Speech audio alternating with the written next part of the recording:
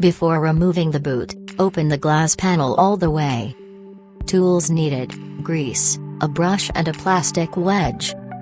First, press the boot off the guide rail. To do this, position the plastic wedge on the rail at the reinforced edge of the boot. Now push the boot off the rail from the inside. Important: there is a danger of the boot tearing as it slips off. Next, the boot bearing is removed. To do this, the aero cover must be removed beforehand.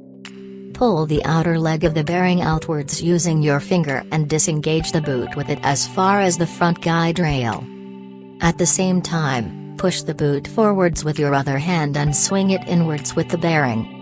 Lastly, pull the boot forwards at the bottom out of the rail on the glass panel. Before installing, grease the slider at the rear end of the boot using the brush. Important: grease all the slide surfaces that touch the rail on the glass panel. To install, push the bearing down onto the lugs on the boot. Together with the bearing, insert the rear end of the boot at the bottom into the rail on the glass panel from the front. Then pull the boot with the bearing forwards until the bearing can be fitted onto the rail.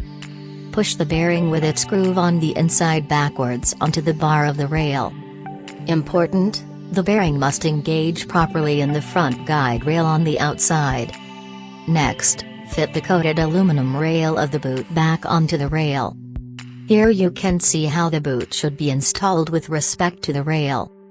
Important: the boot must be fitted on the top bar and must not lie between the bars. It is fitted from the front to the rear.